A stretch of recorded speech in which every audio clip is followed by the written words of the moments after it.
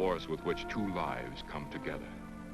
Sometimes for good, sometimes for evil.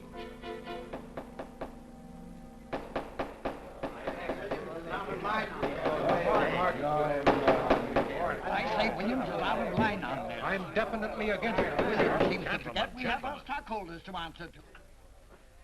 Phone Mrs. Williams, Della. Tell her to be ready in about an hour, and I'll pick her up. Yes, Mr. You phone San Rafael and see if those papers are on the way over from the executive. Yes, Walt.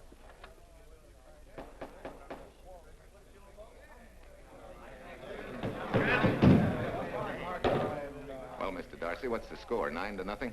I'm afraid it is, Walt. If you think you can persuade them to change their minds, go right ahead. Gentlemen, I never interfere in stock issues, dividends, or anything else in your department. I must run my department with no interference. Either I know why and when I need more factory space, or you need another boy. And that's all right with me, too. Because I can take these plants and pick my own spot in the motor production field. You won't have to worry so much about dividends. There won't be many. Hold on. I'm sure none of us want to lose Walt. Or our dividends. What do you say we take another vote? Now, all in favor of buying the 3 new factories signify by saying aye. Aye. Aye. Aye. Aye.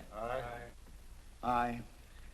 An unanimous vote. Congratulations, Walt. Congratulate the board. They're the winners. Williams, if these factories are so valuable that other companies would jump at the chance to get them, how do you know that you can buy them at the price you quoted us? How do I know? I bought them this morning. Good morning. Della, I was asked to rush this up for Mr. Williams. Get my wife, Della? Your maid said she'd gone to the dentist. I gave her the message. Oh, fine. Oh, this just came. Thank you. What about those papers? They're here. Burke's checking them now. Good.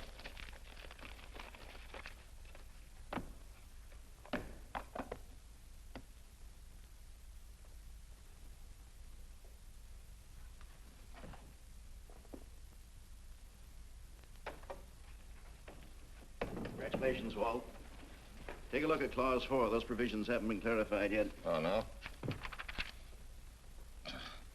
I wanted to leave for Tahoe right away. Get Judge Deering on the phone, will you? Never mind. I can get faster action if I run out to San Rafael myself and stick with him till they're right. Yeah? Mrs. Williams on 3.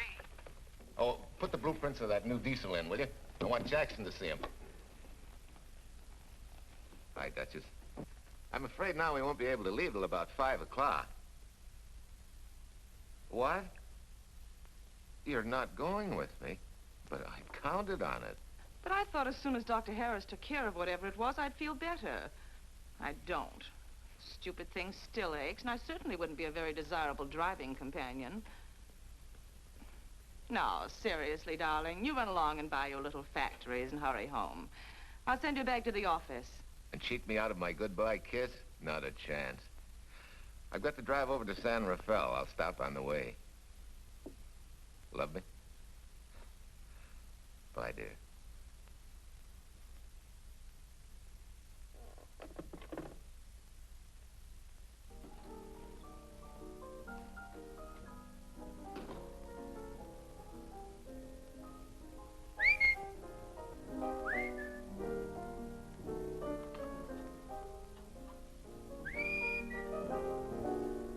How do you expect me to whistle through a toothache?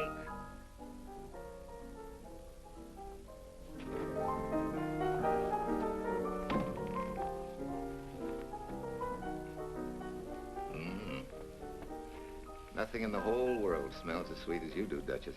Certainly don't feel sweet. I was grouchy as an old bear. Well, old Doc Williams can give you something to fix that. Close your eyes. Relax a minute. Take a look at that and see if you don't feel better. Oh, Walt.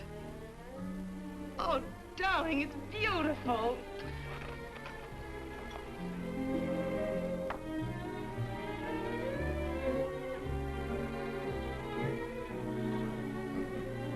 Not bad. Not bad at all. You know, to quote my wife, I like monograms on things.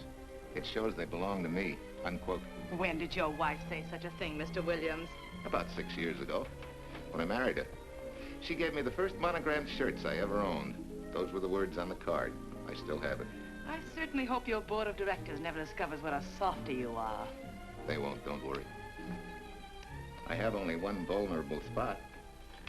What really happened this morning? All I got out of Della was that you stalked out of the office with blood in your eye and were back in no time with canary feathers in your mouth. Oh, I clipped those birds' wings, but short. No one's gonna vote me down, sweet. Not when I know I'm right. Mm-hmm. But how did you convince the board of that so quickly? With subtle hints and easy persuasion. Like this. Either I get what I want, or you get yourself another boy. And that's all right with me, too. Walter! What a clumsy ox. I'm sorry, Duchess. Oh, please, sweet, don't be so upset. Oh, if you could have seen your face. Oh, don't bother, dear. Sulin will take care of that.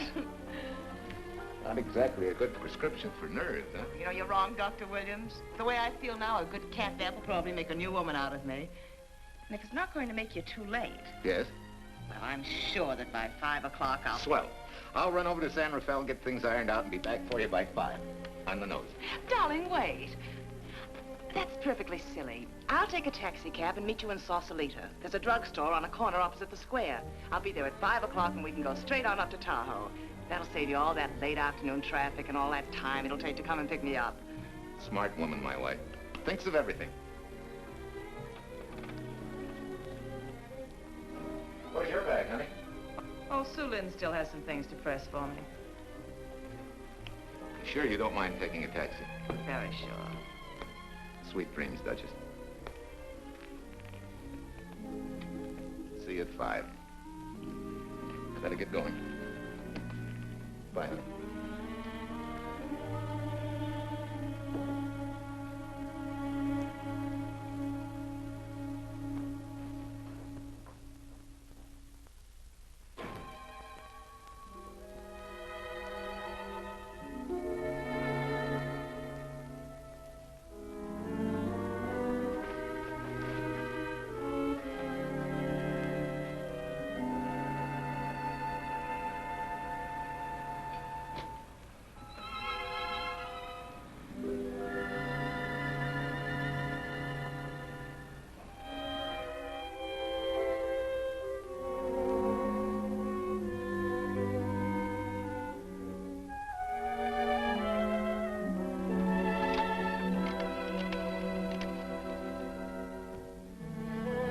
Long distance? I want Berkeley 79721. Hello. Ah. Hiya, beautiful. Yeah.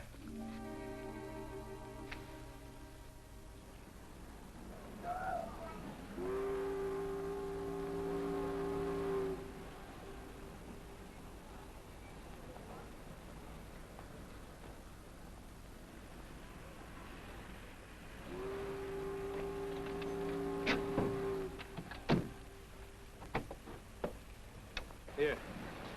Don't forget, turn this stuff over to a bellboy at the airport hotel in Oakland. Tell him to hold it for Jack Burns. Jack Burns, the airport hotel. That's right, I'll be checking in later. What do I owe you? $1.15 a here. All this stuff back to Oakland. Yeah, here. Buy yourself a new key. Thanks.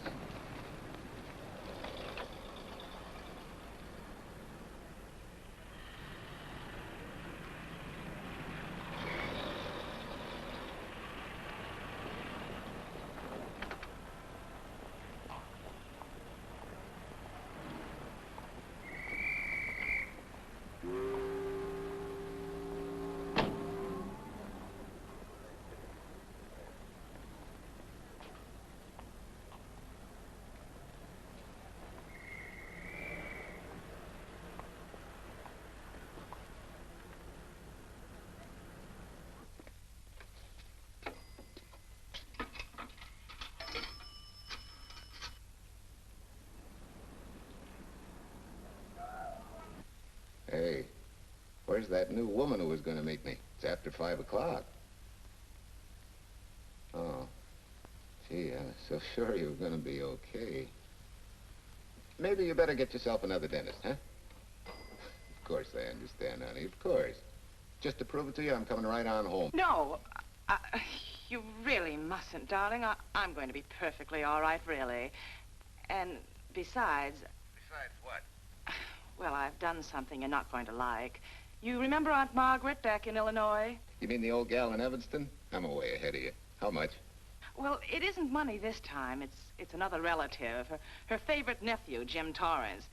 All of a sudden, right out of the blue, just after you left, he telephoned me from Berkeley. Okay, Judge, I'll see him when I get back. Well, you don't understand, dear. You're going to see him right away. I'm what? Well, all he seemed to want was to be able to get back to Illinois, so I... So you buy him a ticket. That's easy. Well, it isn't. I offered to, but he got huffy and said he didn't want any handouts, and... Well, without thinking, I told him we'd pick him up and give him a lift as far as Denver. I won't say I'm getting exactly an even trade for you, but where do I find this guy? Well, he should be there right now. I told him to be on the lookout for a cream-colored roadster, just in case we failed to recognize one another after all these years. Oh, darling, you're such a lamb. You sure you forgive me? What do you think? Well, I better run along or Cousin Jim might get nervous. Take it easy, sweet, and miss me, will you? I do already. Don't drive fast. And please take care of yourself. Softy. Goodbye.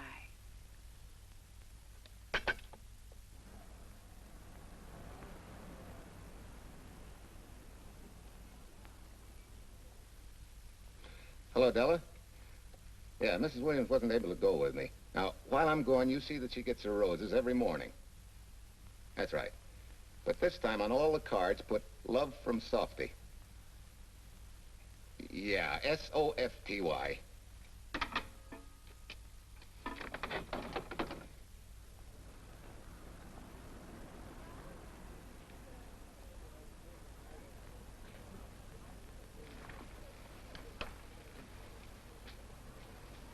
Hello. You must be Jim Torrance. Yeah, that's me. I'm Walt Williams. Hiya, Jim. Hi. Where's Irene? Oh, she's a little under the weather at the last minute. Worse luck. Oh, that's too bad. I was hoping I'd see her. Yeah, I'm disappointed, too. Where's your luggage? Oh, I'm wearing it. Less trouble that way.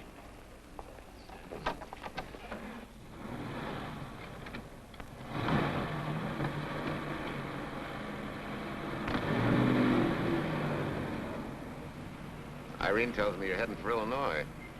Yeah. Going been a little rough, huh? Haven't exactly been worried about my income tax. What's your line, Jim? Oh, guess I'm a better salesman than anything else. You know, I can give you a couple of letters when you get back to Chicago. It might help you. It's fine. Little in with the top brass never hurts. What outfit were you with? Patton's Third Army. How was it? Rough. Except for the time in Italy. I kind of liked it there. Patton's outfit never got to Italy. Of course. But most civilians never know or care, and I figured you didn't either. Well, I fooled you that time.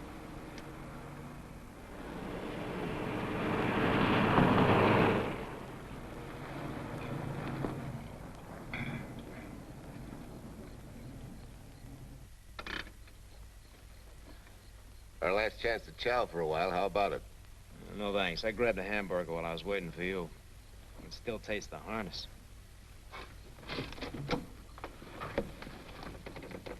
Sure you won't change your mind? No, I'm gonna grab a little shut-eye. Right.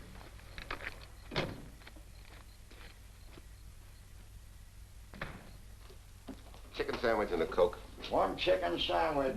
Chicken sandwich coming up.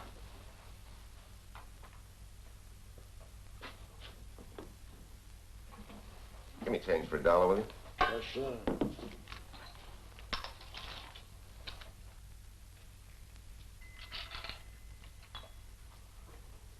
Thanks.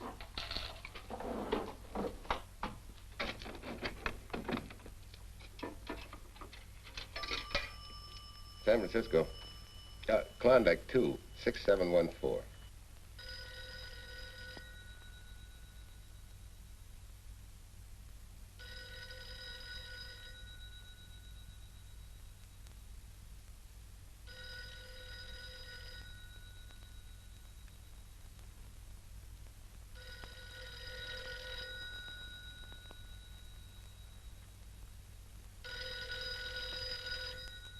Klondike 26714 does not answer.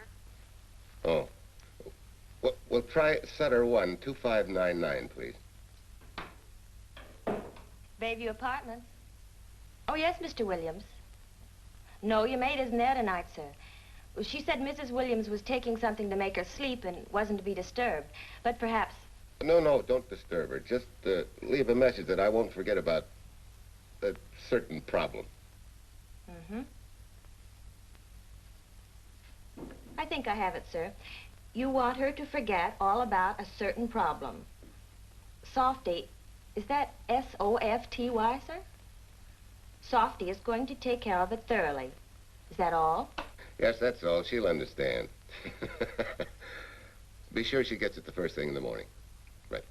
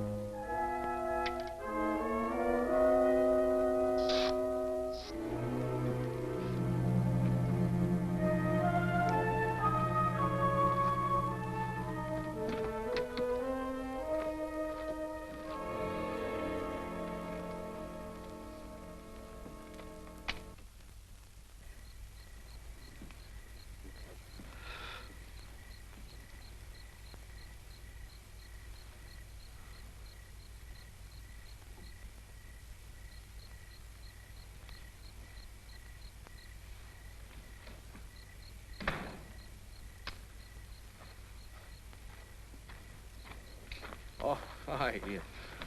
It's been so long since I've been behind the wheel of anything but a Caterpillar or a Jeep, I had to find out what a real buggy feels like. Why don't you drive for a while? Oh, swell. Nothing would suit me better.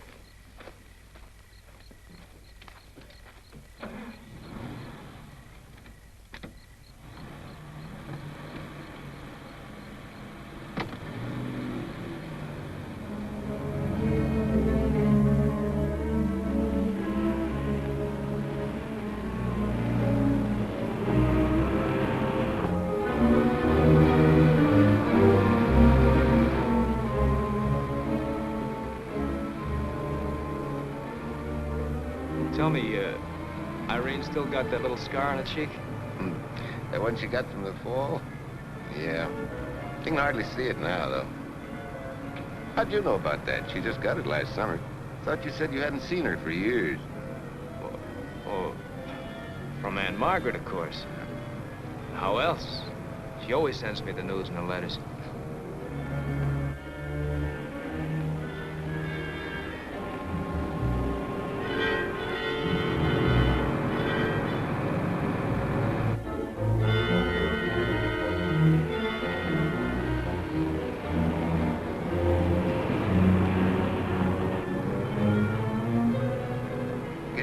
Margaret will be pretty happy to see you.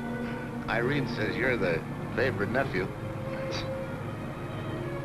Afraid my lovely cousin was just giving me a build-up for your benefit. You don't know Irene. Maybe not.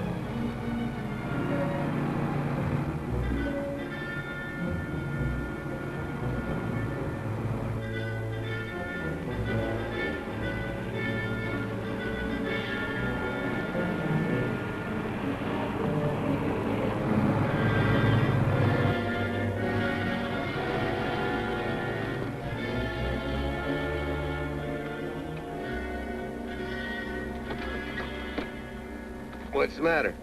I think we got a flat.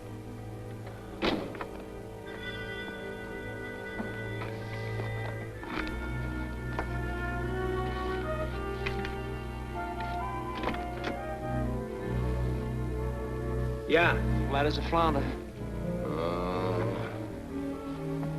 Well, let's get to work. Hey, look out there, young fella. That's quite a drop.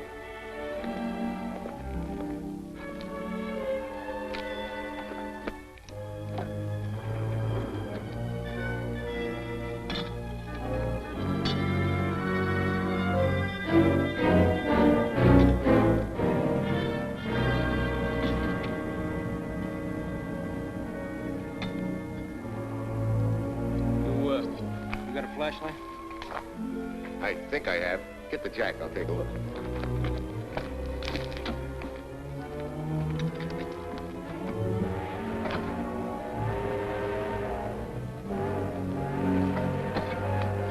Did you find it? Yeah.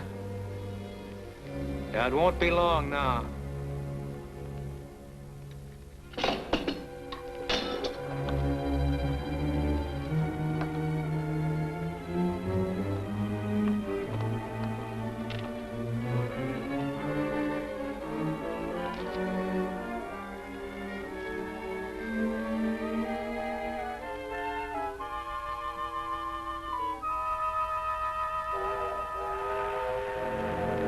Come on, let's get going. Wait a minute. Did one of your cufflinks fall out? Huh? Well, something dropped. I heard it fall right down there at your feet. Hmm. Well, he must have rolled under the car.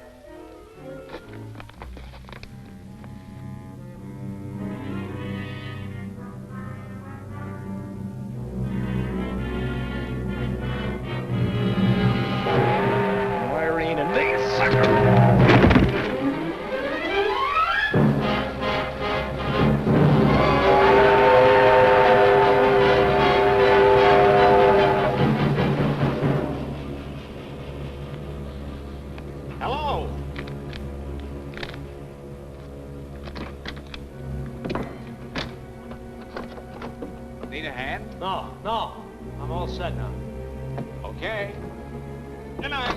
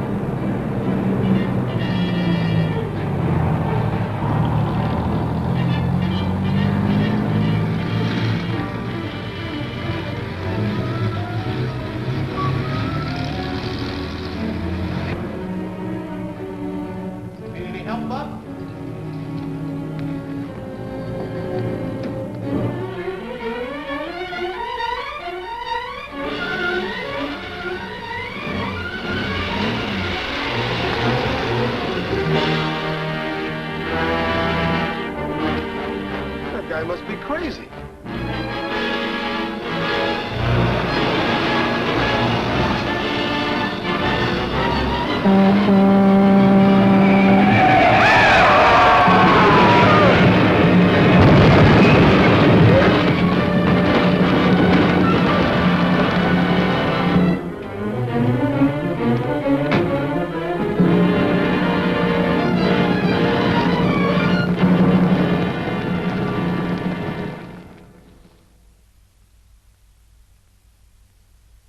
in case my husband should be late and have to rush for his plane. This will be taken care of. Thank you. Tell Mrs. Burns the 302.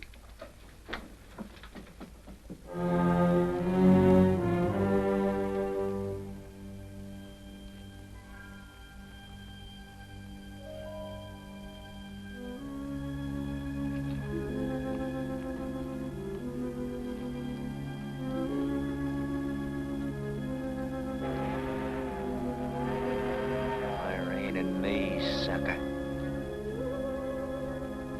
From Irene and me, sucker.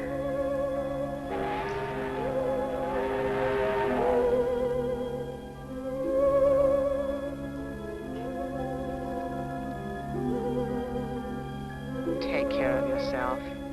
Softy. Softy.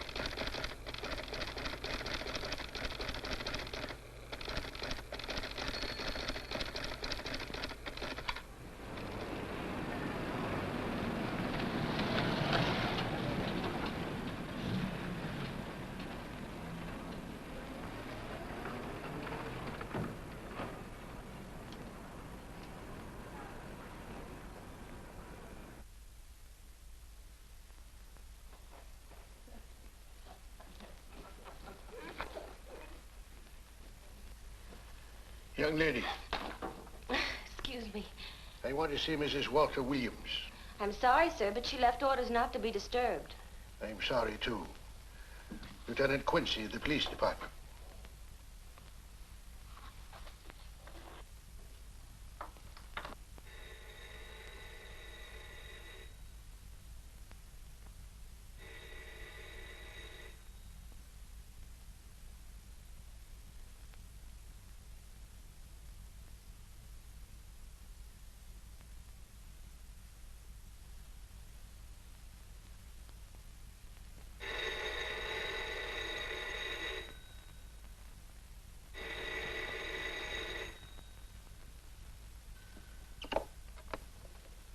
Hello? I thought I left orders not to be Oh, I see. Ask him to come up, please.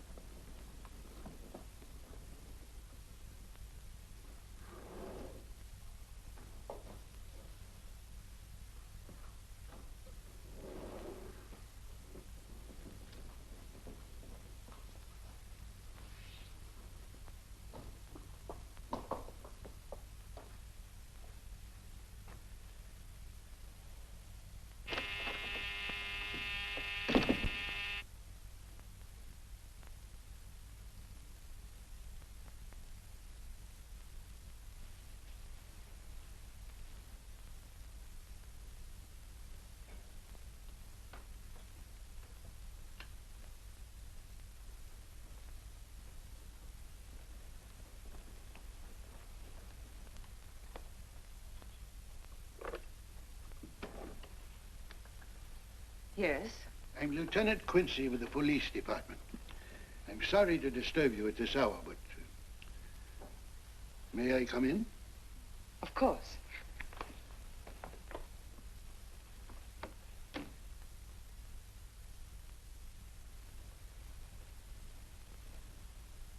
Well, Lieutenant? Did your husband go on a motor trip late this afternoon? Why, yes, he went to Denver on business. Why? Was he driving a Packard roadster? Yes.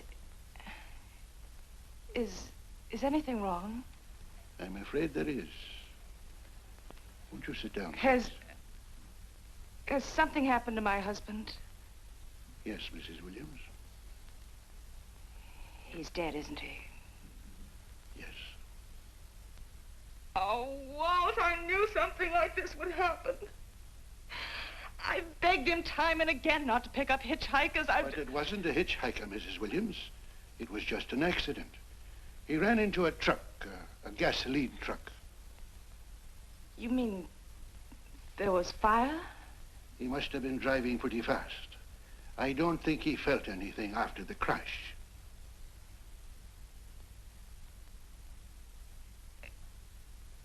If there's nothing more you need me for, Lieutenant, I think I understand. And may I say you've taken this with a great deal of courage. Good night, Mrs. Williams.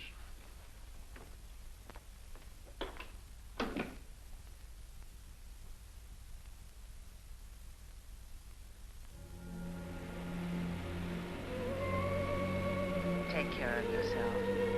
Softly. From Irene and me. Softly.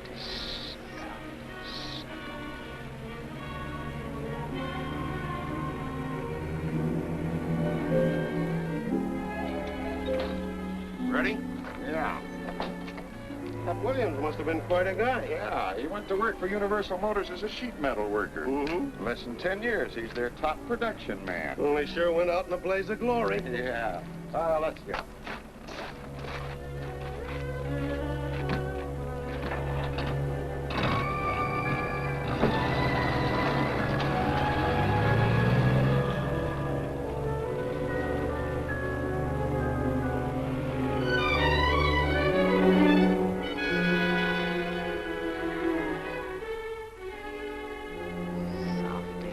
From Irene and me. Sucker. Sucker. Sucker.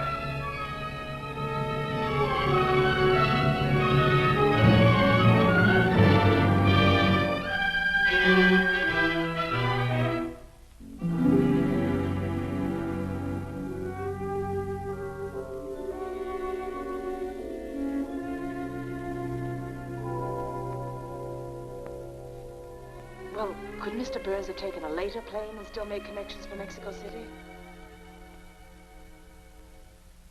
I see. Thank you. Yes? It is some telegrams for Tai. Just put them under the door, Sulin.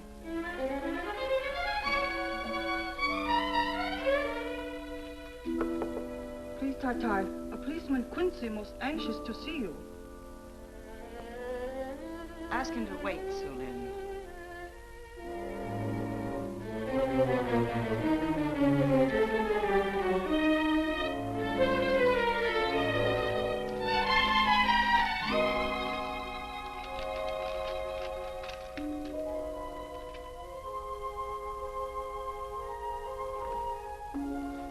Mrs. Williams will see you presently. Well, wait, please.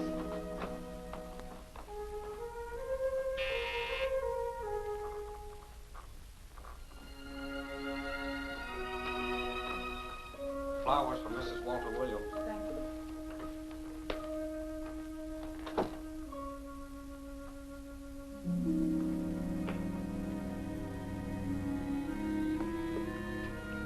Roses like Mr. Williams always sending when he's away. You seem to have been very fond of Mr. Williams. Sulin is honored to have served him 5 years, and he... I'm sorry to keep you waiting, Lieutenant. I wouldn't be disturbing you again if it wasn't necessary. And I wouldn't be keeping you but a moment. You're being very considerate. Won't you sit down?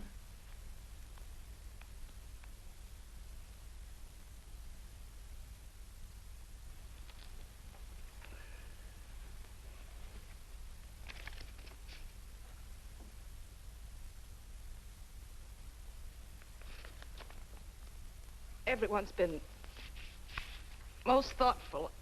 And why shouldn't they be? Forgive me. I'm all right now. What was it, Lieutenant? The state police would like to have some information. They found some wavy skid marks for quite a distance on the road, as if the car had been out of control when it crashed. Tell me, was Mr. Williams a reckless driver? Why, no. He was a fast driver, but certainly not reckless. Well, was he a heavy drinker? Quite the contrary. Well, what about his health? Could he have had a heart attack and lost consciousness before the accident? Why, no. He was in perfect health, but he'd been working much too hard lately and was overtired. Perhaps he fell asleep at the wheel last night. Oh, poor darling. If only I'd been able to go with him last night, he might still be alive. Well, maybe so and maybe not. You mustn't blame yourself, Mrs. Williams. Fate plays an important part in these matters. Your handkerchief.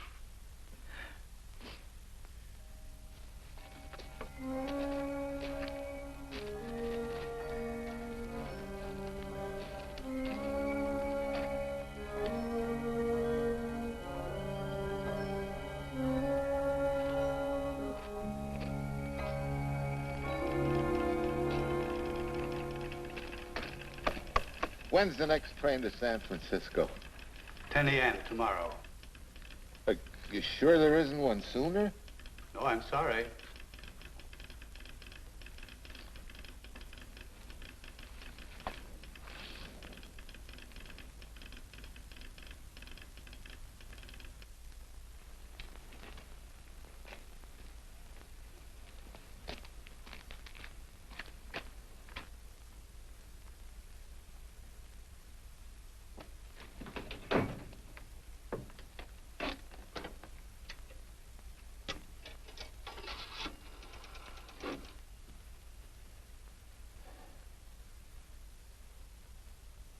We have a circuit now, sir. Evanston. Calling Mrs. Margaret Hubbard's residence in Evanston. One moment, please.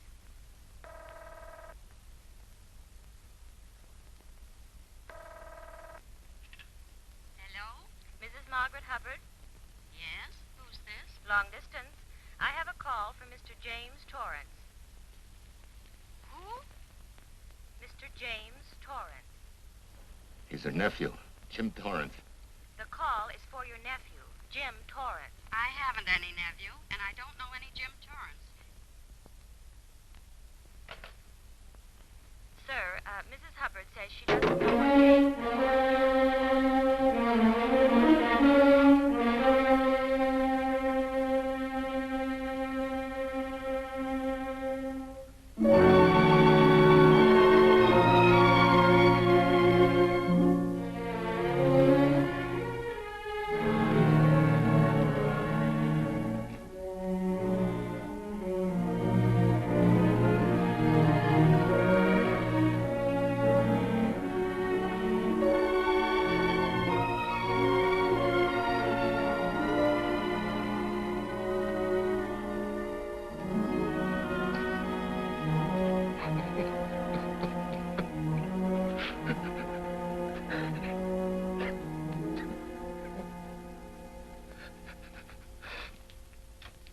What's the matter, son? Looks like you need a doctor. Doctor? I can't leave the station, but old Doc Bender's just across the road there. Yeah. Doctor? Think you can make it? Yeah. I'll make it.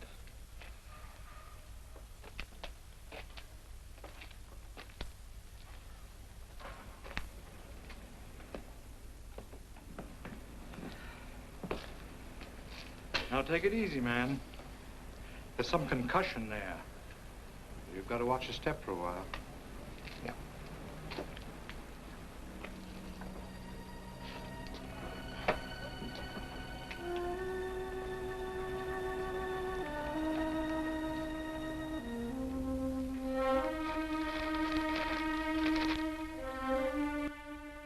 Walter Williams' beautiful widow, who by her own request sat alone in the family alcove during the service.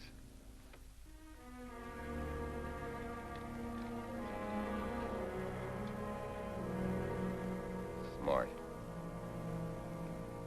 Someone might have caught her licking her chops.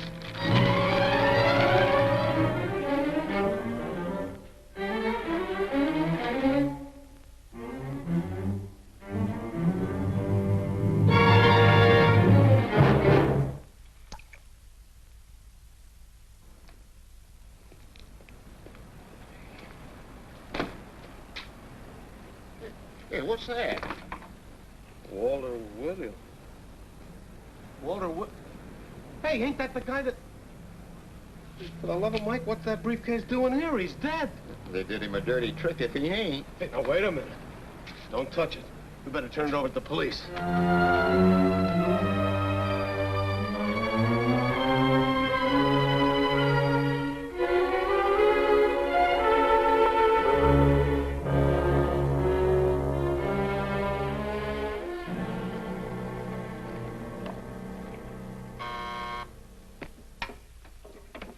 Homicide, Captain Callahan.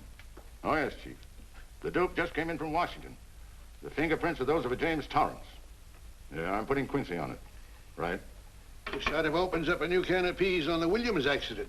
There's the FBI reporting the guy. Playing with the lady's affection seems to come natural with him. All you got to do, Quincy, is find him. Yes, that's all I got to do. Last known whereabouts of Jim Torrance was in a moving van somewhere between Sacramento and Points East. Yeah, wait a minute. Last known address, care of his sister, Mrs. Joseph Rossetti. Irving Apartments, Berkeley. Well, what are you waiting for, Quincy? Let's go.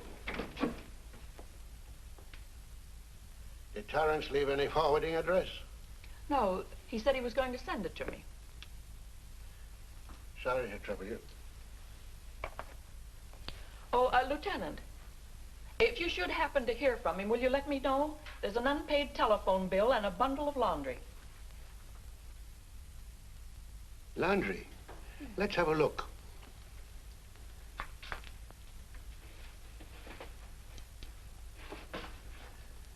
I may have to take this along with me. Not without a receipt, you don't. You mean you don't trust the police? In my business, you don't trust anybody. Mine, too. Holy St. Valentine's Day. Look, he had the same thing on his shirts, too.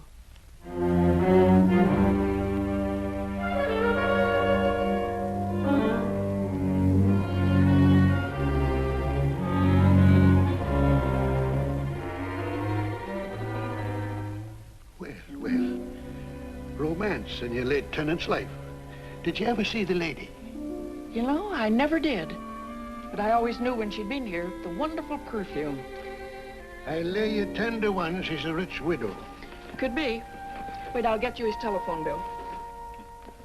Pretty fancy stuff for a hitchhiker. Yeah, but he's a pretty fancy hitchhiker.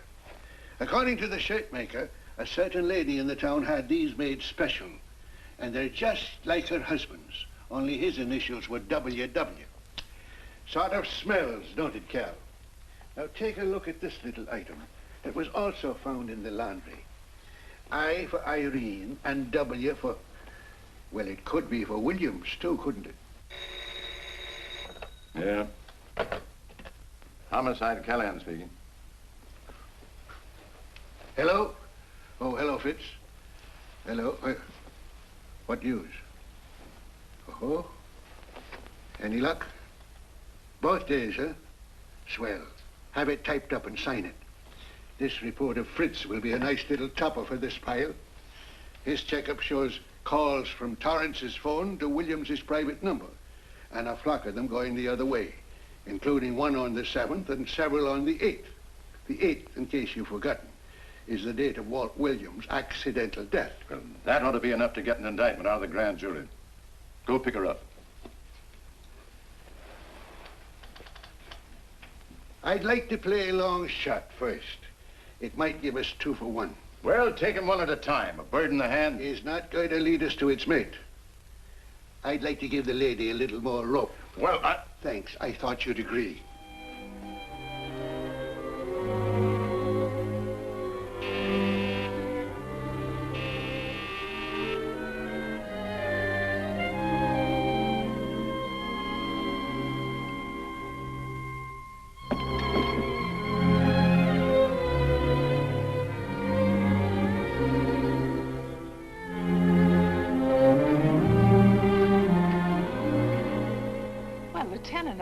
You just caught me. I'm glad.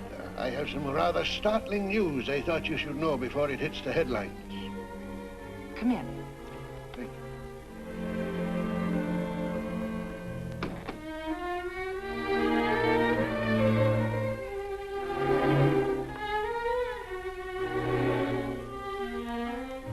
Sit down, won't you, Lieutenant? Thank you. I'm very anxious to hear about this news. It seems that your first hunch, remember, that a hitchhiker was responsible for your husband's death? Well, Mrs. Williams, you may have been right. Why, I don't understand. Your husband's briefcase turned up in Kansas City yesterday in a moving van that had stopped at the scene of the accident that night. Apparently, the murderer made his getaway in it. That explains the wavy skid marks that made us suspect your husband was ill or unconscious at the time of the crash. Yes, I suppose it does. And by now, the man is probably out of the country and never will be found. Don't you worry, Mrs. Williams. There were fingerprints on that briefcase. And as soon as we get the FBI report from Washington, his identity will be known and his description sent out on police broadcast. Oh, we'll find him all right. But just now we are keeping things quiet so the murderer will feel safe until we are ready to close in on him. Yes, I can see the wisdom of that. Yes, I thought you would understand and cooperate. As soon as we know his name, it is possible that you might recognize it as someone with a motive. There's that possibility. You know I'll do everything I can to help. I'm sure of it. Now I'll run along. You'll hear from me. I'll let myself out. Don't bother. And don't worry. Good day.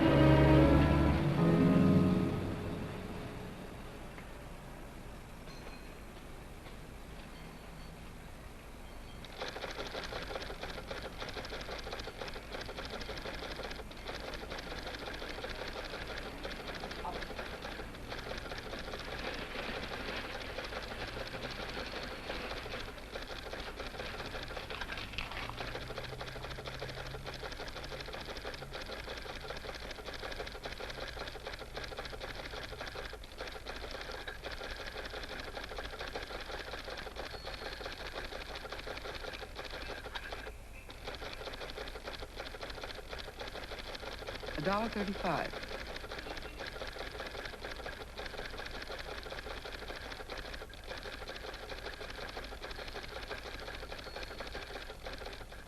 See, everything after the letter J in the first name has been obliterated by heavy writing over it. The only impress letters legible are those between words or before them, like RNS at the end of this name here, and the Hotel Santa here before the word Evanston. Well, Tom, don't you think it's about time you retired? Why, there isn't even evidence there of Mrs. Williams' intent to communicate with Torrance. And who do you think she beat a path to the telegraph office to wire to? The League of Decency? I'll tell you what I think, that you should have brought her in when I first told you to. By the time we get her now, she'll have figured out a way to tip Torrance off. He'd be that much tougher to find. Not unless she's tipped him off from your office. Ernie's got her on ice waiting for you.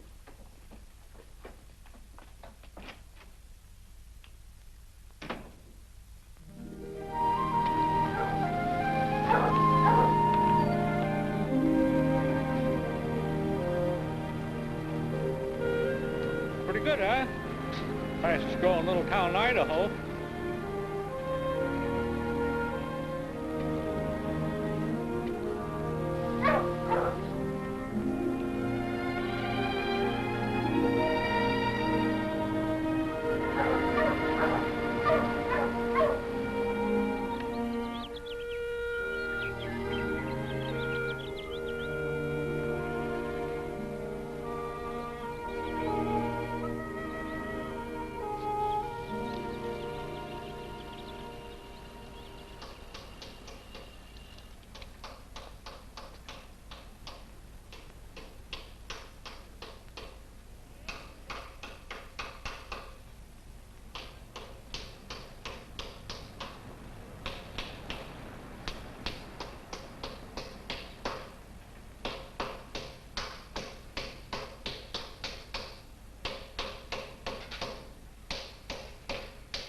Have a heart, son. You trying to wreck that engine? Oh. Sure. It's a hobby of mine. The way you're going at it, you can't miss.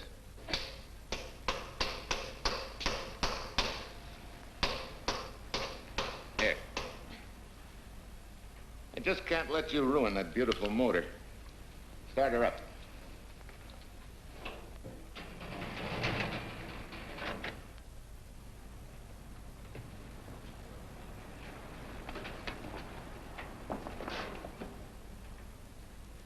Okay, start her up.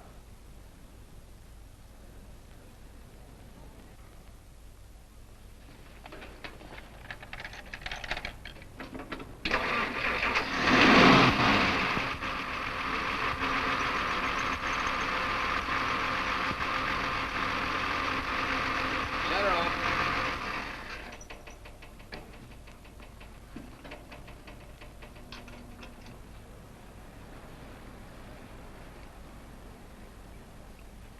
You're certainly not a mechanic by trade. Hands like that. Maybe it's a hobby of mine.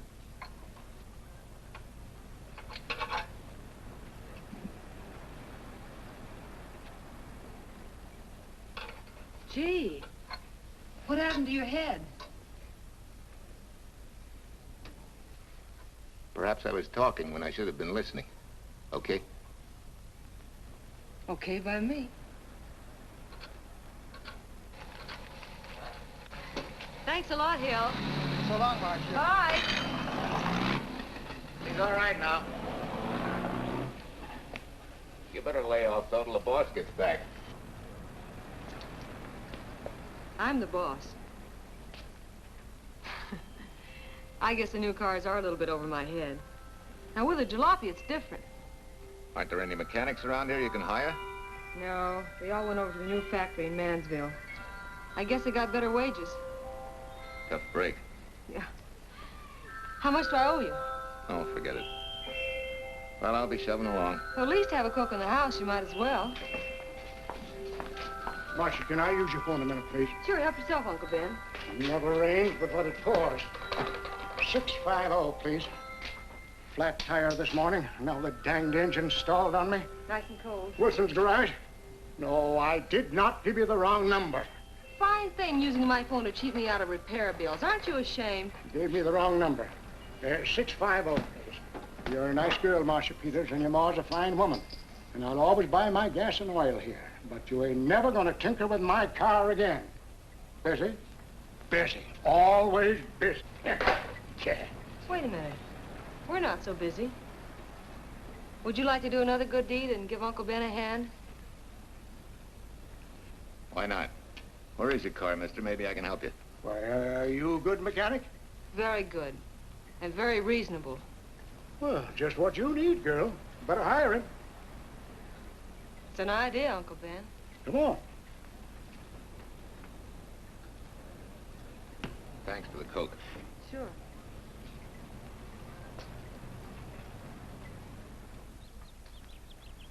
Well, I got Uncle Ben fixed up all right.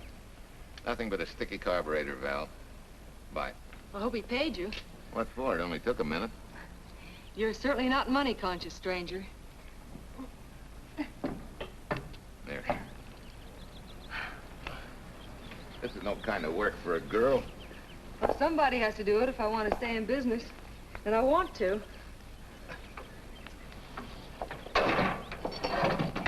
Must be some business that you're better suited for. Didn't you lease this place to somebody? Sure. I did while my husband was overseas. But when he was killed in Okinawa, well, we'd made a lot of plans for the future here. And I had a hunch he'd like it if I took over and tried to make a go of it. Takes more than a hunch to do that.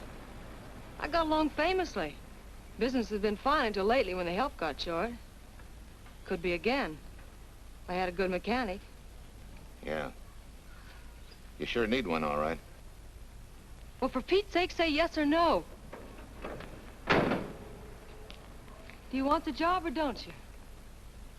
You mean you'd hire me without knowing anything about me? You can repair automobiles. What else do I need to know? Except your name. Well? Why not? Sure. I'll try it for a while till you get someone permanent. The name's Bill Walker. Okay, Bill, it's a deal. And maybe if business gets real good, you'll want to stay. Oh, don't count on it. Where does this go, on the rack? Yeah.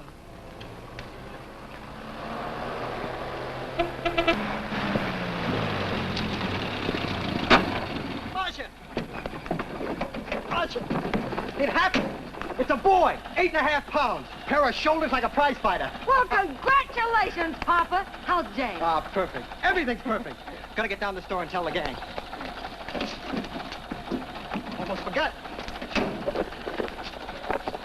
Oh, gee, thanks, Ed. I'm sorry, I won't have enough for the gang. Yippee!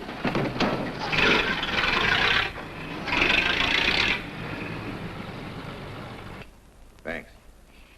Say, we haven't settled the matter of wages yet. Maybe I can't pay you regular salary. Suppose we leave that open till you find out how much I'm worth to the business. Doesn't seem to be any business right now. Might be a good time for me to get rid of this beard and find a place to board. We live right next door. I'll go ask Mom. She'll know of a place. Sort of a peaceful house. I noticed it this morning. Oh, gosh, I forgot. She's down helping Mrs. Wellesley with her canning. Mom finds homes for everything from stray cats... To stray mechanics? Well, you're not a stray anymore. I'll go phone. Pearl, 674, please. Hello, Miss Wessler. May I speak to Mother? Hi, Mom. I've got some good news for you. I hired a man for the station. Yeah. No. Nobody we know. He's from out of town. Needs to place a board. You got a good one up your sleeve? Okay. Says she has to meet you first to come home for supper. Huh? And you like apple or cherry pie? Cherry. Cherry it is, Mom. See you later. Oh, now I gotta get rid of this. Hey, where's the nearest barber shop? The one and only, just up 2 blocks. Tell Judd you're working for me. When you get back, we'll close up and go home. Thanks.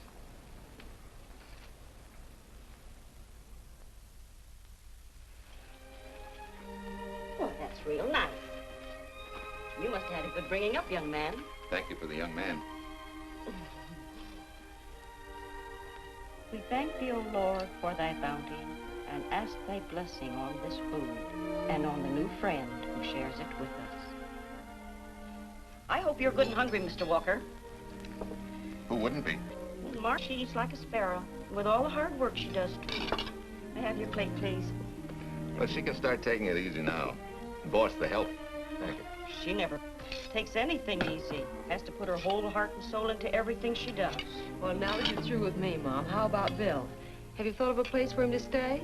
Well, why can't he stay right here? We have a spare bedroom going to waste. And I think you like my cooking. Like it? That's very kind of you, Mrs. King, but it seems an imposition.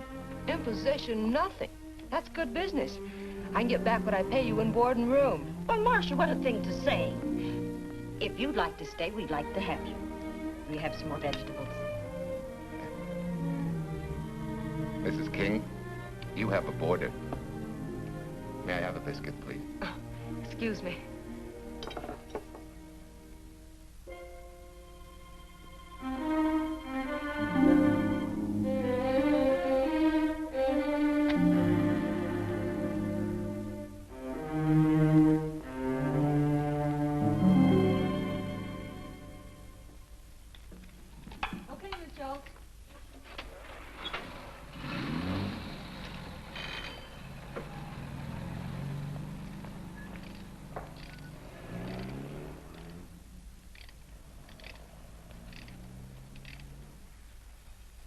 It's wonderful the way tools seem to come alive in your hands. You seem to sort of come alive, too. As though you got real pleasure out of working with them. I do. When you're doing a job with them, you can't think of anything else. Bill, if something's bothering you, why don't you get rid of it?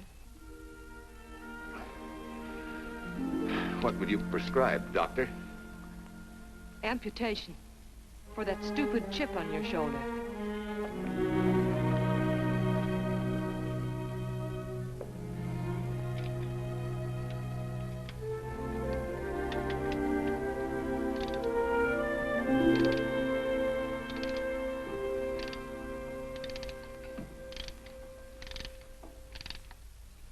What you need is a ring job. Save yourself some money. Gee, Bill, with the baby and everything, I just can't afford it now. Oh, we'll take care of that. Hey, boss. How's Ed's credit? Good enough for a ring job? Well, sure, if I can hold Junior as collateral. Oh, not a chance, fella. Never mind her. I'll do it on my own time. Oh, thanks, Bill. Maybe we'll see you tonight, huh?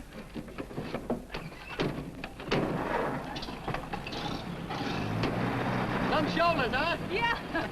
Some father, huh? Bye, Marcia. Bye, Marcia. Bye.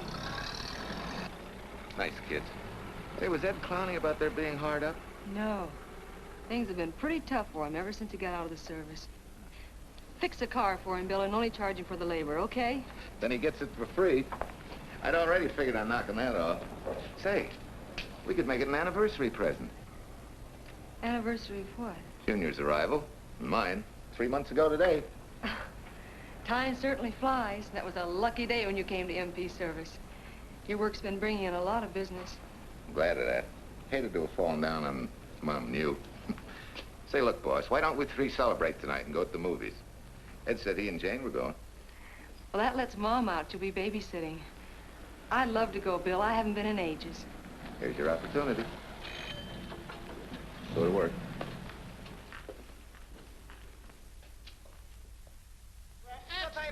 Irene Williams, held for murder.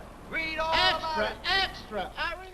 This is Sheila Graham with the latest news of the shocking Williams murder case.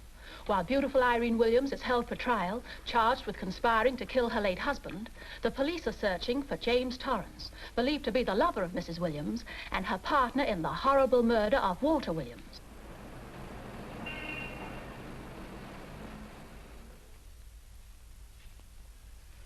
If I'm handling your case, my dear Mrs. Williams, I want 1/3 of everything you get. You're out of your mind. You don't realize what I'll get as Walt's widow. Perhaps you don't realize the spot you're in.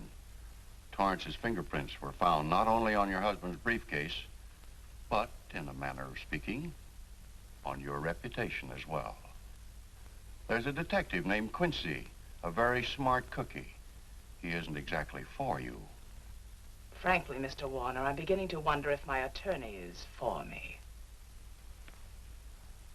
Underestimating the enemy's ammunition would scarcely be wise. Now, if we can get to trial before Torrence is found, they'll never get a conviction. But... But what? If he shows up, we may have to fry him. Oh, no. Let's not cross that bridge until we have to. But if it comes to a choice, we're not going to burn, are we?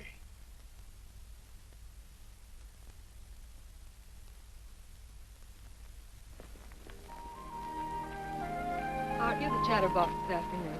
What about this afternoon? Oh, I'm sorry, boss. I guess it was wool gathering. You're only supposed to do that in the spring. Is there anything you don't know? Yes. What's San Francisco got that we haven't? Better newspapers, for one thing. Anyway, California's supposed to be the land of opportunity. I thought that by now you liked it here. I do. Very much. It's a good town. Nice people. Swell boss. Thanks. We like you, too.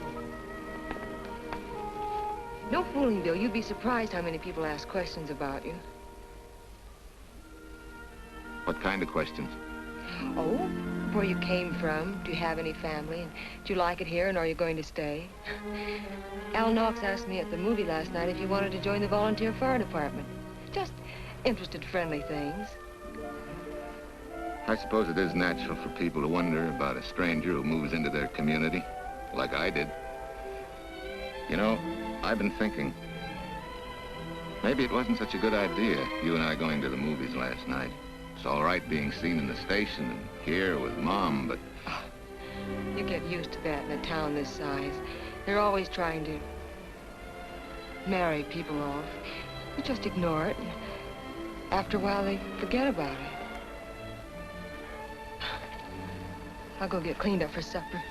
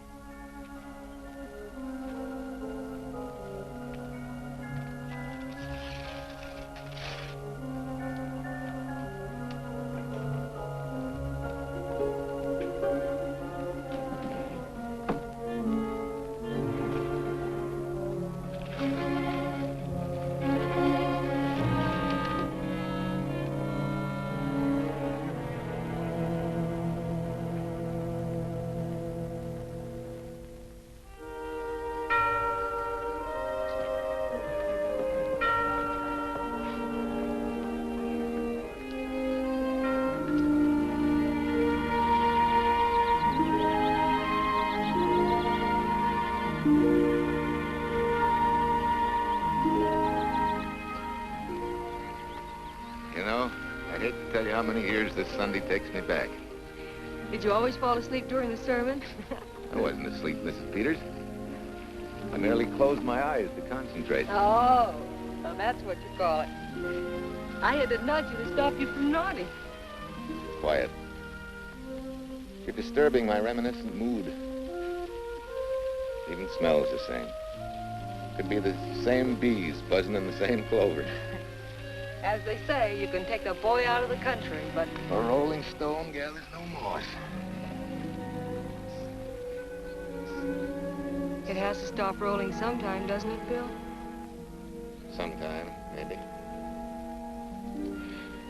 We grow a very becoming shade of moss here in Larkspur. Don't you think? You grow a lot of nice things here. Anyone in particular? You'll have to skip the answer to that one. Someone tore it out of the book. You're married, aren't you, Bill? Yep.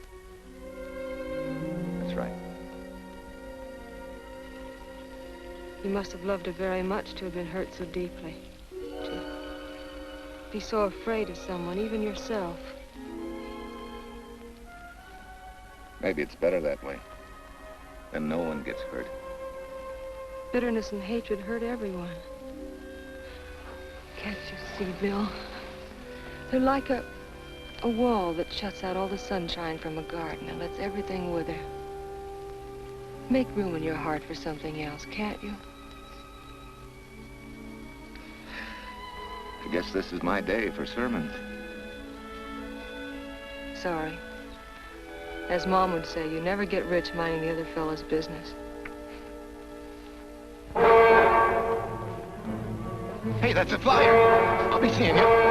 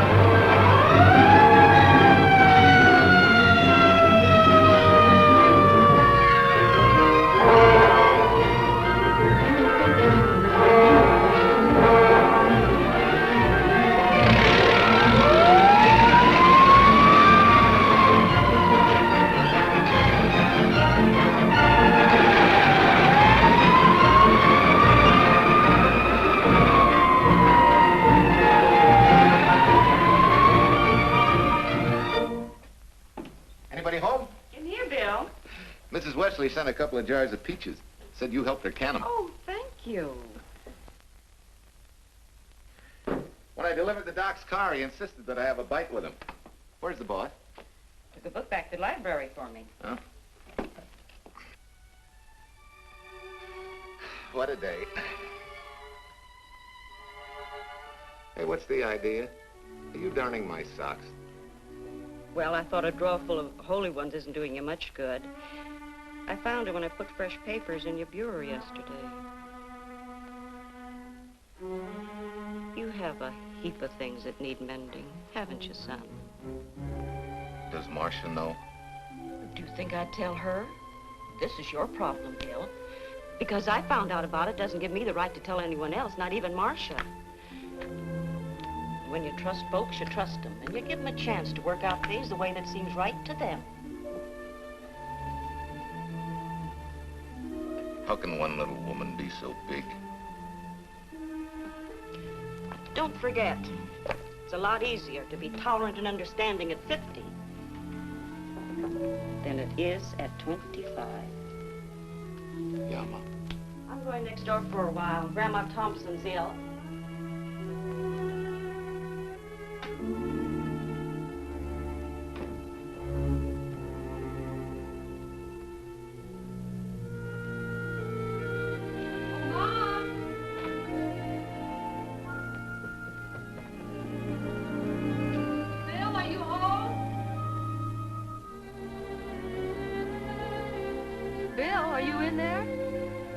Yeah? Mom went next door, Marcia. Hi.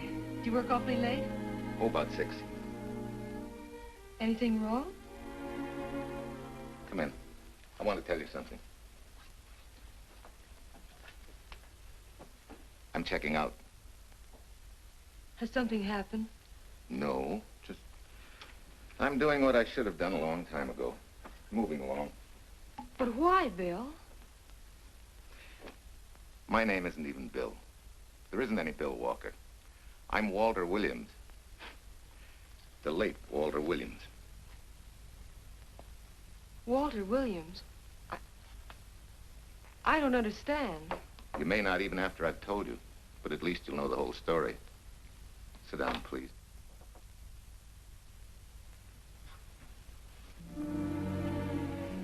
Finally, Larkspur. And you. From there on, you know. I'm glad you're going back to make things right. Going back? Wild horses couldn't drag me back. What are you going to do about your wife? Nothing. You're going to let her go to trial for murder? Oh, no, Bill. Why not? She tried to kill me, she and her cousin. But they didn't. Who says they didn't? Let them try and prove it. No matter what your wife did, she can't be tried for something that didn't happen. Oh, Bill, can't you see? You bet I can see. She deserves everything she's getting. Sorry part of it is they'll never convict her. No, Bill. The sorry part is you're not big enough to take a hard jolt to your pride and to your ego.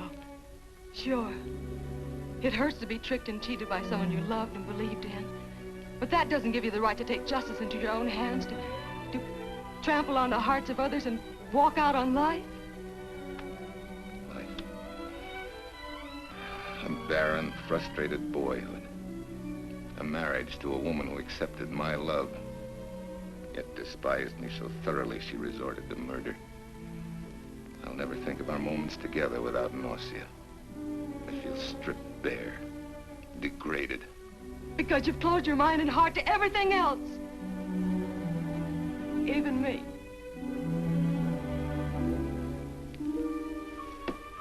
Oh, Bill, please. Don't destroy the one chance we have for happiness. We haven't got a chance. Doing the right thing never works out. I know. In this world, you turn the other cheek and you get hit with a lug wrench. Forget me, boss. Try and forgive me.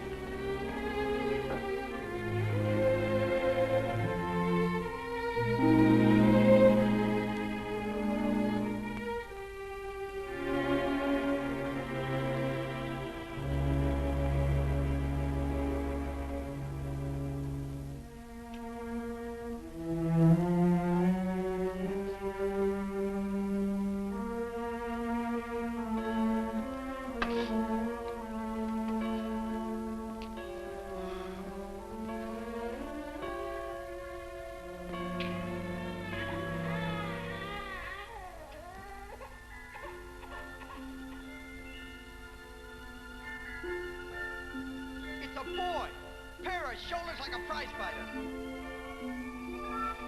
You know, I hate to tell you how many years this Sunday takes me back.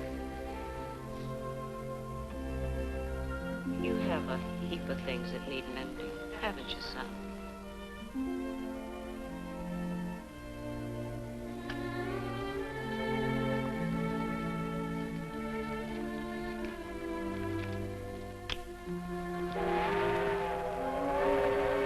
Take care of yourself. Softly. Irene and me.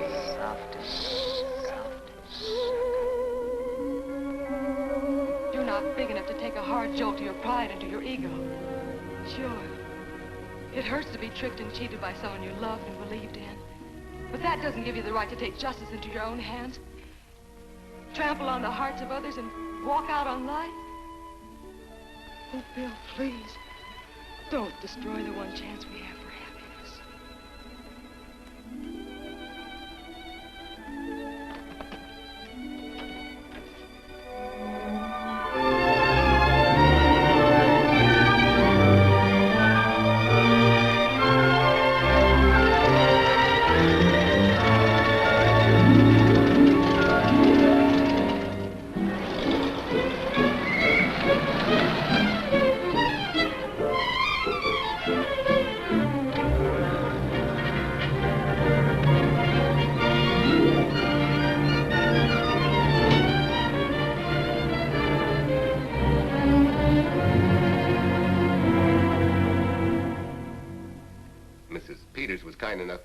To substantiate at least the Larkspur portion of what I've told you.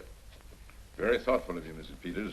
Mr. Williams, when you read in the newspaper that the hitchhiker who attacked you had been, well, a close friend of your wife's for some time, it must have been a great shock to you. I didn't come here to discuss my emotional reactions, Lieutenant.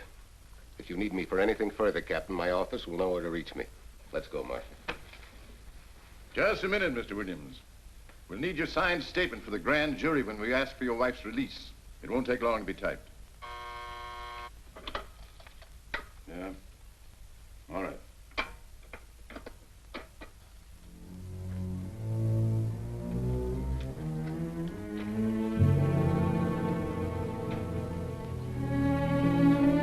Come in.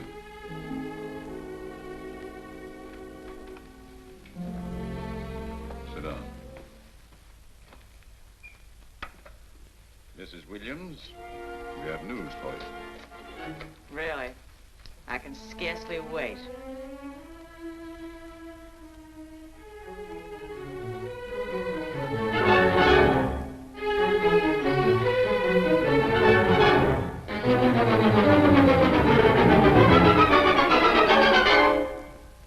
It seems it was Torrence who was in the car when it crashed. Jim? Dead?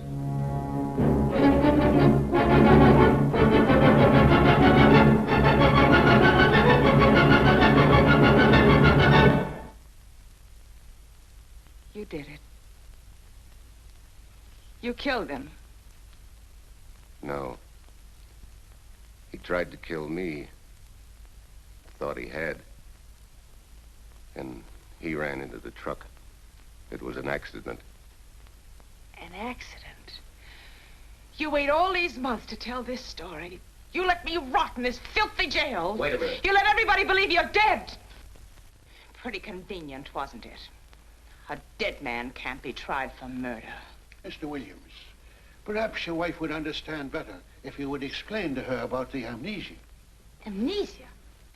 Oh, don't tell me you believe he had amnesia. Where's he been all this time, just wandering around in a daze? Tells us he's been in Larkspur, a little town in Idaho, working as a mechanic in a service station, run by Mrs. Peters here.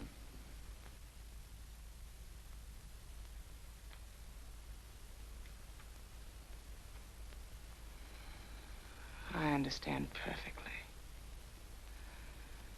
Now that my chance for happiness is dead, I suppose you'll demand the divorce I begged you to give me so that I could marry Jim. That's fantastic. Yes, isn't it? After you telling us that the man you picked up was a perfect stranger. Well, that's not true. The time and place for meeting Jim had all been arranged. I must advise you, there's a law that a wife can't testify against her husband. There's a law against murder, too, but that didn't stop him, and nothing's going to stop me until I'm through. It's all right with me, Captain. Go on. Talk your head off.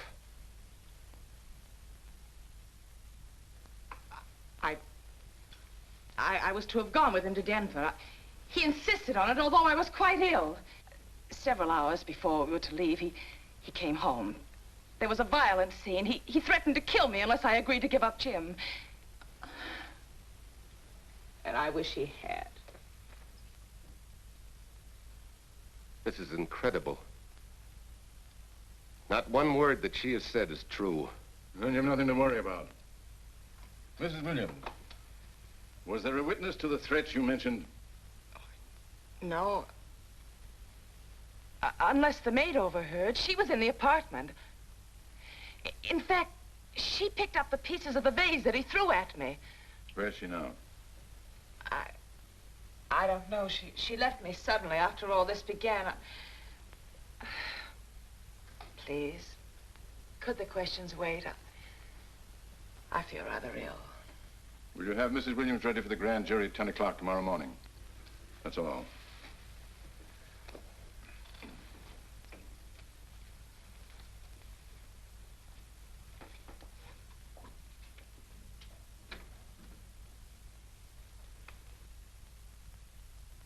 We're going to hold you too, Williams.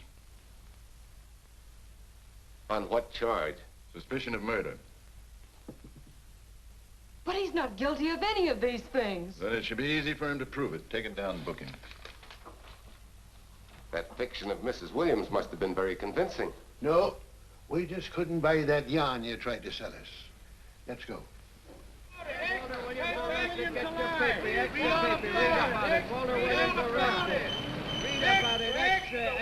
Watch me, wife, freed and murder charge. Extra, get your paper. Walter Williams charged with murdering wife Bubba. Extra, get your paper.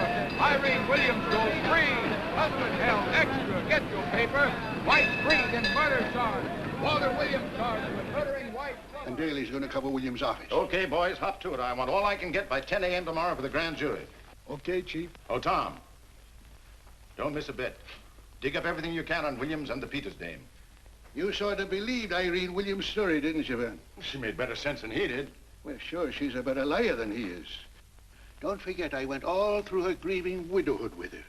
She's a bad customer. Well, that's for the grand jury to decide, and Williams insisted on letting her talk. So it's his funeral. Funeral, all right. Especially with that yarn he told. But murder's out of character for him. There's a few pieces missing somewhere. There might be in Idaho, if it's not too much out of character for you to get going. You're going to miss me, Cal, when I retire next year. Maybe I'll join Private Eye and solve your cases for you.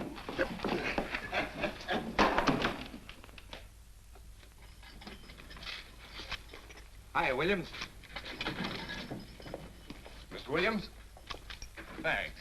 Got a deal from the bottom here, don't you? Sorry, Williams. Okay, Williams.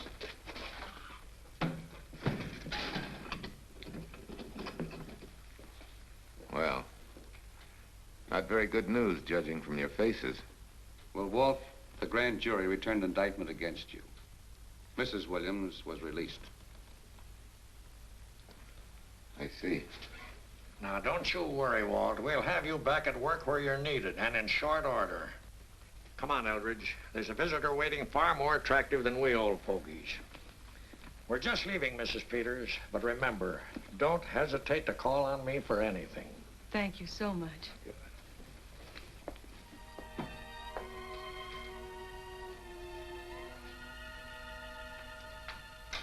Hi, boss. Bill, what have I done to you? If it weren't for me, you wouldn't be here. If it weren't for you, I wouldn't be. I came back here because I wanted to believe in the things you do. I still do, no matter what happens. Will you do something for me? Go back home, where I know you'll be taken care of. Not a chance. You'll have to think up a better reason than that to get rid of me. I'm a big girl now. I've just been to Larkspur, Williams, where I found these newspaper clippings. Of course, some of them are 3 months old, but you seem to treasure them, so I brought them along. So? I don't think they exactly substantiate your claim of amnesia. As if you were interested in substantiating any claim of mine. Now, let's get one thing straight. Most people, when they get in a jam, think the police are only interested in the prosecution. Our job is to get the facts, the truth. And the truth never hurt anyone but the fellow that lied. Unless he was a beautiful woman. Oh, quit kidding yourself, Williams. You made the boner. I had no more to do with Torrance's death than you did. And out of the whole population of Northern California, you just happened to pick up a hitchhiker who happened to be your wife's boyfriend. Ah, have a heart, Williams.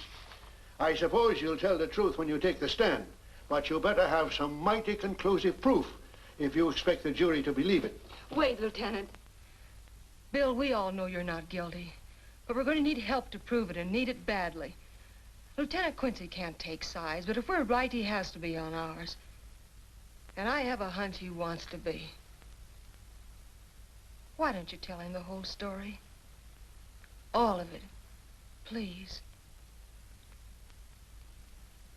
I'd like to, Quincy, very much. Guess I should have told the whole truth in the first place. But I wanted to clean this mess up with as little scandal as possible.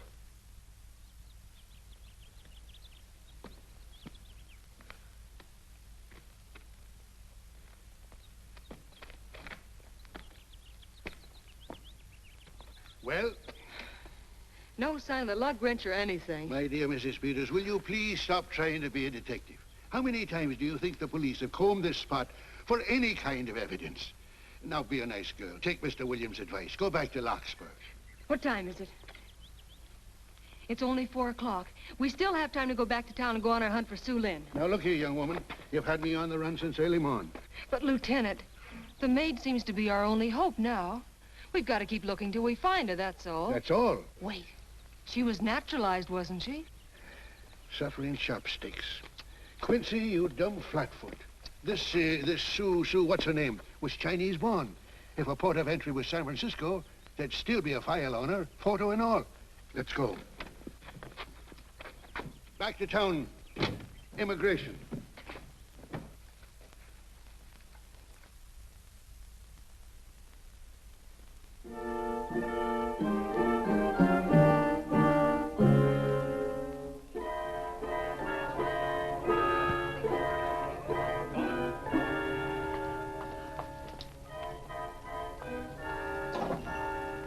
The council has given us the right lead.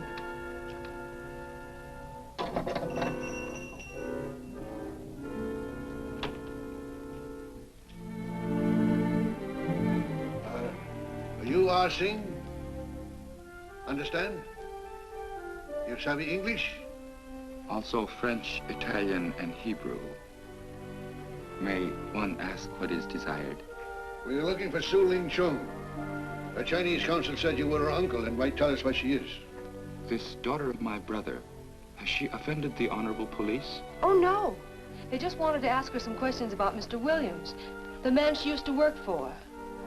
Ah Singh's heart is heavy that he cannot lead you to her. But things that are not known cannot be told. Well, if you hear anything of her, report it to headquarters.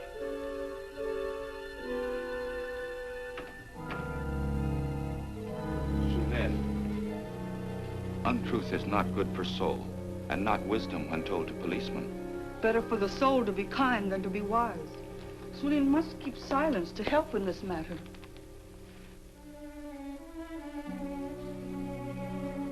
You know, you're quite a gal. In case I haven't told you lately.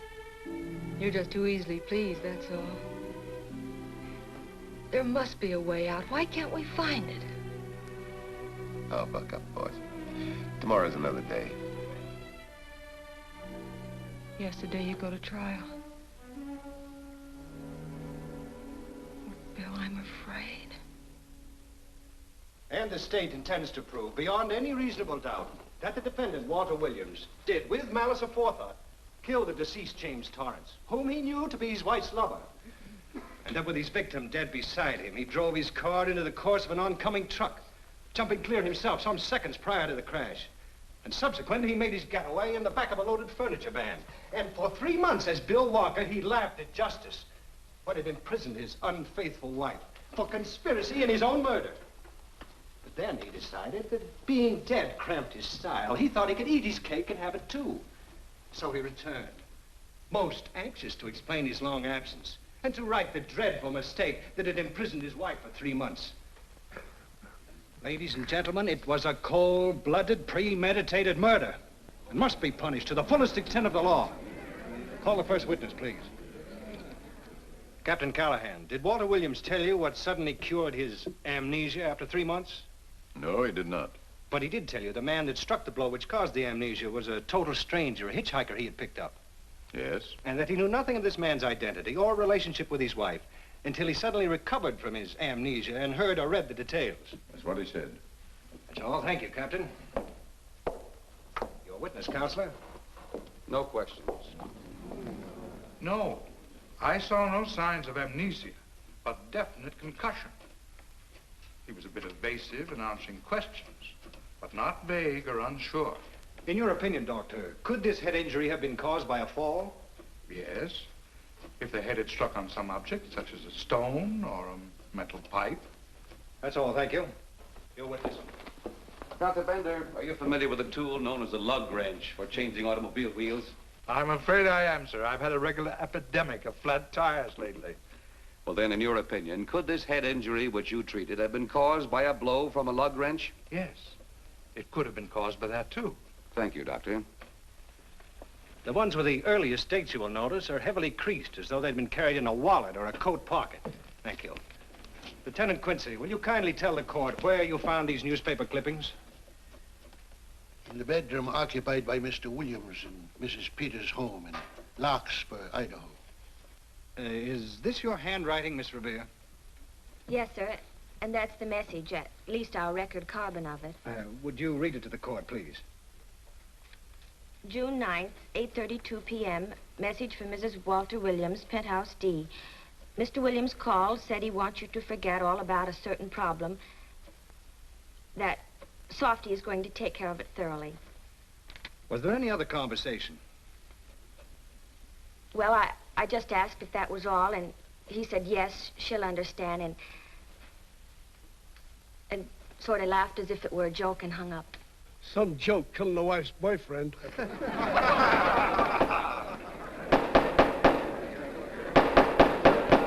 of the state versus Walter Williams. All the rounds so far have gone to the prosecution, and it was a grim-faced Williams who was returned to his cell this afternoon. What the score will be after he takes the stand is anybody's guess, but he's going to need some lucky punches to get a decision. And though Torrence struck with intent to kill, after telling you this is from Irene and me, sucker, you still telephoned Illinois to find out if there was a cousin Jim. You are hard to convince, aren't you, Mr. Williams? Is it so incredible that a man should fight against believing such a thing about his wife? Oh, that is very touching. From a husband who planned a trip on which he intended to destroy his wife and did kill her lover. That's a lie. Your Honor, I object to the conclusions drawn by the prosecutor and move that it be stricken from the records. But, Your Honor, there is a corpus delicti, remember? Who was your wife's lover. Objection sustained. There's also her own story, which in front of witnesses you insisted she tell. And then we have your own two different stories from your own lips. One featuring a perfectly strange hitchhiker, the second an equally strange cousin Jim, without a questionable substantiation for either bit of fiction.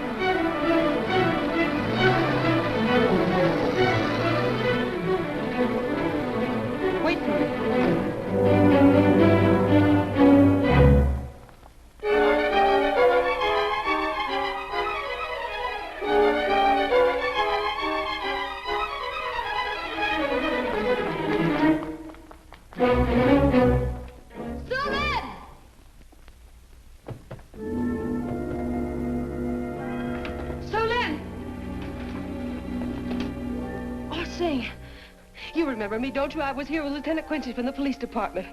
I just followed Susan up the stairs. I saw her come in here. You must be mistaken. I'm not mistaken. She's here. I must see her. Ah, Sing, don't you understand? It's to save a man from prison, even from death. I will send her to you.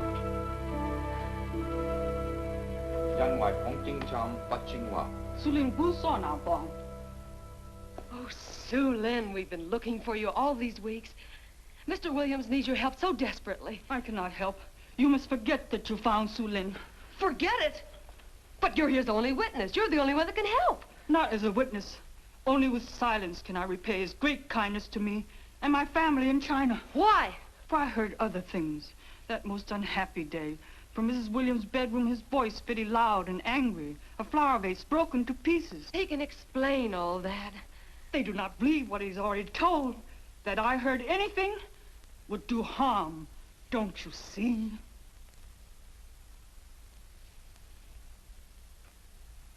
Yes. Much sorrow comes from women who know not honor and truth. And Mrs. Williams, she was not true even to that Torrence man. What made you say that? That night when he was killed, her sickness was but wall of falsehood behind which she could go secretly to a meeting place.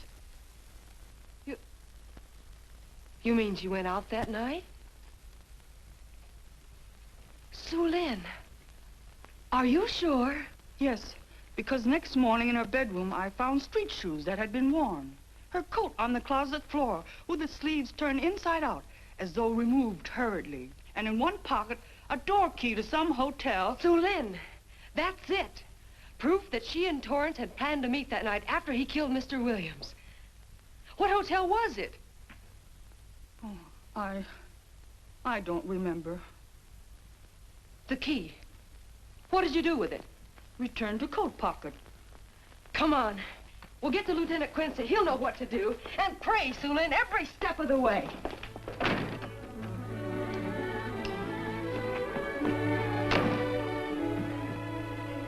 Now hold everything. Even if this long shot don't work out, we'll just keep on pitching.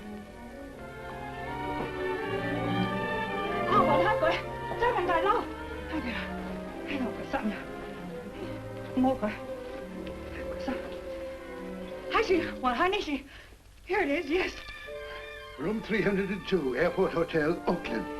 Maybe we got our miracle. A special little Chinese one. It is to hope that Sue Lynn was of small help to Mr. Williams. Oh, Sue Lynn. Come on, copper. Next stop, Oakland. A certain little lady's hotel rendezvous. I was on night duty then, all right, but I sure don't remember a looker like this. Quite a dish, eh? A little too highly seasoned for my digestion, thanks. Lieutenant, just found a couple of cars for room 302 on June 9th. George Baxter, checked out at noon. Mr. and Mrs. J. Burns. Room not slept in. J. Burns. Burns. Look, Quincy. The handwriting on the card is identical to that on the photograph. And here's a little boy, the same thing. The cover-up telegram to Aunt Margaret. Now look at the impressions. J here, and here RNS. J. Burns. That's the name she started a telegram to. Room not slept in. Say, I got that dame pegged now, Lieutenant. She said they'd be out of the room by midnight as her husband was catching a plane.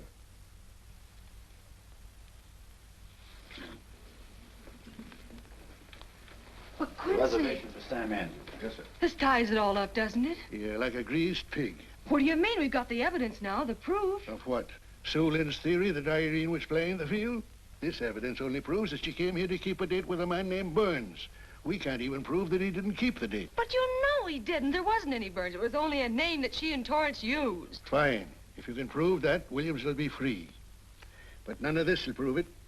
Sorry, copper, but we are just up another blind alley. Willie? Yes, sir. There's a couple of sample cases from Mr. Sam Andrews. Came up from the station this morning. Take them to Parlor B right away. Sure thing, sir.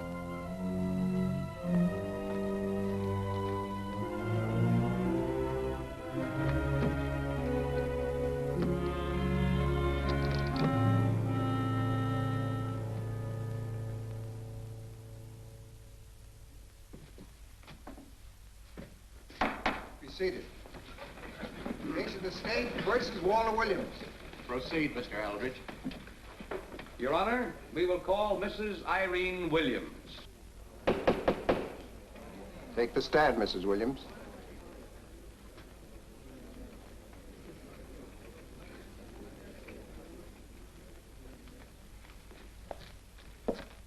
Raise your right hand. You solemnly swear that the testimony you're about to give in this cause to be the truth, the whole truth, and nothing but the truth, so help you God? I do. Hey, what cooks? The defense calling her? Mr. Eldridge, what's the purpose in calling this witness?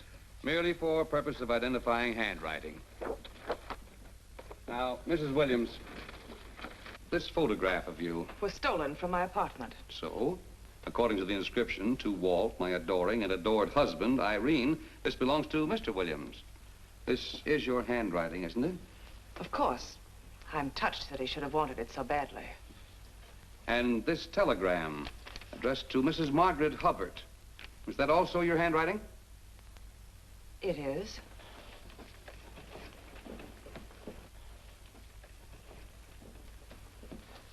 Now, Mrs. Burns, I mean Mrs. Williams, this photograph is inscribed to Jim, my adoring and adored Irene.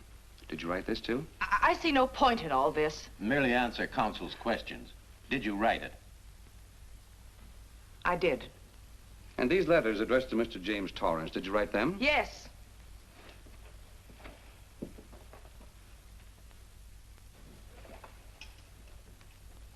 And this monogrammed garment, A gift from you to Mr. Torrance? Why must I be tortured again by all this? I never made any secret of my love for Jim Torrance.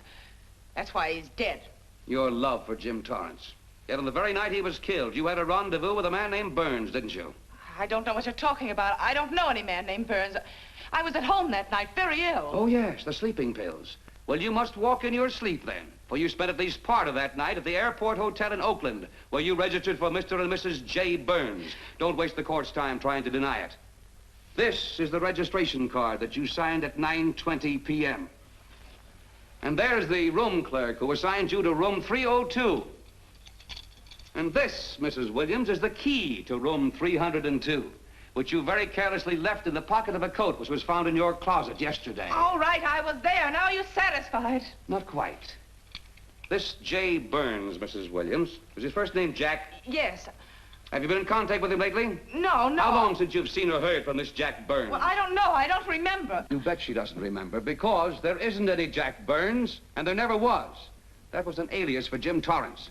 And it was Torrance who was to have met you that night, after your charming little plot to kill your husband had been duly executed. It's not true. It's not true. I have bad news for you, Mrs. Williams. I can prove it's true. These pajamas, these letters, this picture, all of which you identified for the court, were found in this suitcase, which is full of the clothes and personal belongings of Mr. James Torrance. And the suitcase was found in the baggage room of the Airport Hotel, where it's been held since June 9th. And it says on this tag, in large print, hold for Jack Burns. That is all, Mrs. Williams. Just a moment, Mrs. Williams. Your Honor, in view of the evidence presented, we now ask for a dismissal of the state's case against Walter Williams. And we intend to charge Irene Williams with conspiracy to commit murder against her husband, Walter Williams. Oh, no.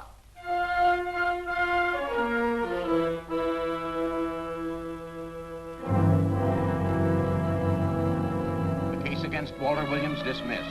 Court adjourned until 2 o'clock. Well, that's that, Walt. Congratulations, Mr. Williams. I haven't the words for it, Quincy, but we could never have made it without you. Ah, sure you could. You know, son, right always wins if you give it a little push, especially when you get a copper like this one to do the pushing. Well, I'll be seeing you. You know, it'll seem kind of strange being able to eat and sleep without someone getting in your hair all the time. Oh, fine, Walt. We're looking forward to having your hand on the wheel again. The Denver plants are waiting for you to open them. You think you can make it in the morning? How about it, Counselor? You bet you can. Oh, good. Well, I'll be running along. Well, you think you like Denver? It's okay by me, boss. Yes, impact. The force with which two lives can come together. Sometimes for evil, sometimes for good.